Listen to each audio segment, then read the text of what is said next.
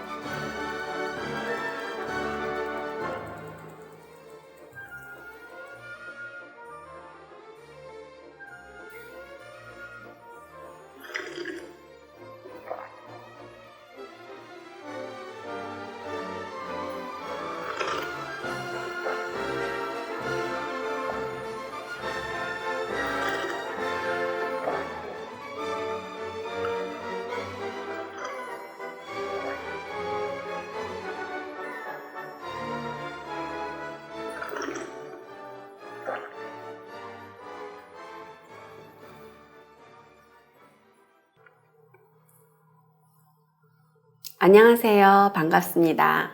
오늘도 만난 차 한잔 하셨나요? 차 한 잔으로도 기분이 좋아지고 행복한 하루가 되기도 하죠. 그러고 보면 작고 소소한 일들이 때론 중요한 사건의 발단이 되기도 하는데요. 오늘은 홍차로 인해 일어났던 역사적 사건에 대해 알아보겠습니다.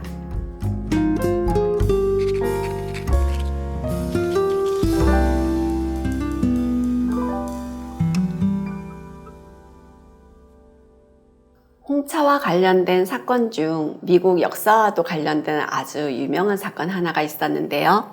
바로 보스턴 티파티입니다. 보스턴 차 사건이라고도 하는데요. 과거 미국이 영국의 식민지로 있었던 때입니다. 영국은 북미 아메리카에 식민지를 건설하고 식민지 아메리카에 높은 차 세금을 붙여서 중국에서 수입한 홍차를 재수출합니다.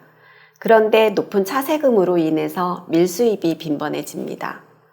그로 인해 식민지 아메리카에 차 수출 독점권을 부여받은 영국 동인도 회사는 재고만 쌓이고 또 손실은 커집니다. 이를 구제하기 위해 영국 정부는 이번엔 차 관세를 완전히 면제하는 차 조례를 공포합니다. 하지만 이것은 밀모역으로 그간 차를 팔아오던 식민지 미국 상인들에겐 매우 불리했고 또 그동안 식민지에 부과한 과도한 세금 정책과 그리고 식민지들의 동의 없이 식민지에 적용하는 법을 마음대로 정하는 등 영국의 부당한 압력과 행포에 이미 불만을 가진 식민지 일부 세력이 있었는데요. 이들이 결국 보스턴항에 정박한 세 척의 영국 동인도 회사의 배를 습격합니다. 당시 상황을 묘사한 그림이 있는데 볼까요? 때는 1773년 12월 16일 저녁 7시 미국 보스턴 항구 모습입니다. 선박에 오른 인디언 복장한 사람들이 보이죠? 그중 한 사람이 오늘 밤 보스턴 항구는 티팟이다! 라고 외칩니다. 보스턴 항구가 차를 우리는 차주전자라고 하네요. 그러자 함께 선박에 있던 다른 사람들이 배에 실려있던 324개의 차 상자를 모두 부수고 차를 바닷물에 던져버립니다. 저 뒤에 차 상자를 바닷물에 던지는 모습들이 보이죠? 그리고 주위에 보스턴 항구에 모인 식민지들은 한호하고 있습니다. 보스턴 항구에 홍차를 던져버린 이 사건은 훗날 보스턴 티파티라는 이름이 붙여집니다. 결국 이 사건으로 열받은 영국 정부는요, 보스턴 항구를 폐쇄하고 더욱 강경하게 대응합니다. 보스턴이 속한 매사추세츠주 자치권을 박탈하고요, 직접 통치하고 군대까지 파견합니다. 이 사건은 점차 반영국 시위운동으로 발전 확대되고요, 미국 전역으로 확산되어집니다. 역사적인 미국 독립전쟁으로 이어지면서 미국은 영국으로부터 독립하기에 이릅니다. 결과적으로 보스턴 차 사건은요, 미국 독립의 단초가 된 셈이었습니다. 그리고 그 중심에 홍차가 있었습니다. 다음은 홍차로 인한 또 하나의 큰 사건으로 바로 아편 전쟁이 있었는데요. 동양의 차를 알고 차의 매력에 푹 빠진 영국 사람들이 18세기에 이르러서는 중국에서 차를 직접 수입하고 또 그 양이 점차 늘어나게 됩니다. 19세기 영국 산업혁명 이후에는 차 소비는 더 급등합니다. 이때 영국은 중국으로부터 고가의 비단과 도자기 그리고 막대한 양의 차를 수입해오는 반면에 중국에게는 영국의 모직물과 또 값싼 인도산 면화를 수출을 합니다. 하지만 이 두 나라의 무역 수지는 균형이 맞지 않았죠. 결국 영국은 막대한 차 수입 대가로 은이 대량 유출하게 되고 국고가 바닥날 지경에 이릅니다. 영국은 중국의 추가 항구 개방과 자유무역을 요구했으나 청은 이를 거절합니다. 결국 무역 적자를 해소하기 위한 방안으로 영국은 좋지 않은 깨를 내게 됩니다. 즉, 영국령 인도에 아편을 재배해서 그 아편을 중국에 밀수출을 하는 겁니다. 그리고 그 대가로 은을 회수를 하는 거죠. 한번 그림으로 제가 다시 설명을 드려볼게요. 영국이 있고 중국이 있고 또 여기에 인도가 있습니다. 당시 인도는 영국의 식민지였고요. 영국은 중국에서 본인들이 좋아하는 비단과 또 도자기, 또 막대한 양의 차를 수입해 옵니다. 그리고 중국에는 그들의 모직물과 또 인도산 값싼 면화를 수출을 합니다. 이 둘 간의 무역 수지는 균형이 맞지 않았습니다. 막대한 양의 차 수입으로 인해서 결국 영국은 중국에 은을 내주고 맙니다. 은을 대가로 치는 거죠. 중국은 영토가 강할했기 때문에 영국에 받을 것이 크게 없었습니다. 아쉬울 게 없었던 거죠. 그래서 은을 지불을 했던 거고요. 영국의 은이 중국에 대량으로 유출되자 영국이 생각해낸 것은 그들의 식민지를 이용하는 것이었습니다. 인도에서 양귀비, 아편을 재배를 해서 중국에 수출을 하는 겁니다. 그래서 여기에 아편을 수출합니다. 그리고 그 대가로 은을 회수를 하는 거죠. 영국은 인도에서 싸게 산 면화를 가지고 면직물을 만듭니다. 그래서 그것을 강매를 해요. 면직물을 인도에 만들어서 강매를 하고요.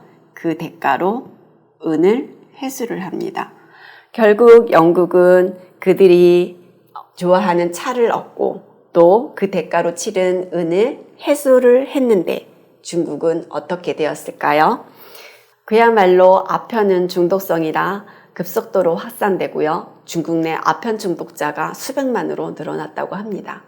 또한 아편 영향으로 중국 내 은값이 폭등하게 되었고요. 아편 흡연은 또 심각한 사회 문제가 되었습니다. 당연히 중국은 화가 났죠. 가만히 있지 않았습니다. 중국은 아편 2만 상자를 몰수해서 바다에 폐기시켜버립니다. 그러자 영국은 청가의 전쟁을 선포하고 결국 아편 전쟁이 일어납니다. 전쟁 결과는 어땠을까요? 근대식 무기를 동원한 영국에 중국은 패하고 맙니다. 그리고 아주 굴욕적인 난징 조약을 맺게 됩니다. 즉 항구 5개 항을 개항하고 전쟁 배상금을 모두 지불해야 했고 홍콩 섬까지 넘겨주게 되었습니다. 1997년 7월에 홍콩이 다시 중국에 반환되기까지 홍콩은 150년이 넘도록 영국령으로 있었던 거죠. 그것은 아편 전쟁의 결과였고 그 속에 홍차가 있었습니다. 오늘은 이렇게 역사 속 홍차 관련 크나큰 사건을 알아보았는데요. 어떤가요? 현재 우리 다우 여러분도 차 관련 사건이 있진 않았나요? 저 역시 우연한 계기로 차와 인연이 되었고 지금 이 자리에 있게 되었습니다. 그리고 차로 인해 이렇게 다우 여러분과도 인연이 되었네요. 너무 반갑고요. 그럼 오늘은 여기까지 하고요. 인사드리겠습니다. 다음 시간에 또 뵙겠습니다. 나가실 때 구독과 좋아요 부탁드리고요. 고맙습니다.